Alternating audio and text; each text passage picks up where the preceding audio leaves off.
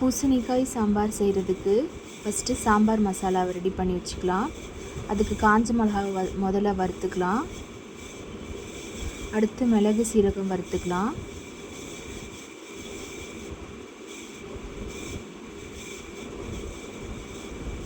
அடுத்து துவரம்பருப்பு கடலைப்பருப்பு வறுத்துக்கலாம்.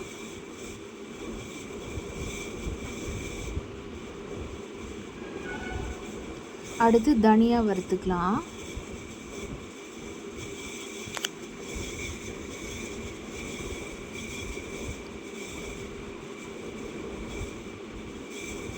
அடுத்து கருவேப்பிலை வறுத்துக்கலாம். இந்த இன்க்ரீடியன்ஸ்க்கான மெஷர்மெண்ட்டை நான் உங்களுக்கு கமெண்ட்டில் பின் பண்ணுறேன். அடுத்து பெருங்காயத்தூள் மஞ்சத்தூள் சேர்த்து நல்லா வறுத்துக்கலாம்.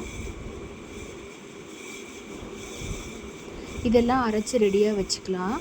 அடுத்து துவரம்பருப்பு பூண்டு சேர்த்து நல்லா 4 விசில் விட்டு வேக வச்சு எடுத்துக்கலாம். மசிச்சு ரெடியாக வச்சுக்கலாம். அடுத்து ஒரு பாத்திரத்தில் பூசணிக்காய், தக்காளி, தேவையான அளவு தண்ணி, தேவையான அளவு உப்பு சேர்த்து வேக வச்சுக்கலாம். ஒரு பக்கம் புளியை கரைச்சி ரெடியாக வச்சுக்கலாம். இந்த காய் வெந்ததும் சாம்பார் மசாலாவை சேர்த்துட்டு 2 ஸ்பூன் குழம்பு மிளகாய் தூளும் சேர்க்கணும். அப்போ தான் உங்களுக்கு திக்னஸும் சுவையும் கரெக்டாக இருக்கும். புளி தண்ணியை சேர்த்து நல்லா கொதிக்க விட்டதுக்கப்புறம் எண்ணெயில் கடுகு, வெங்காயம், கருவேப்பிலை சேர்த்து தாளிப்புக்கு நல்லா வதக்கிக்கலாம்.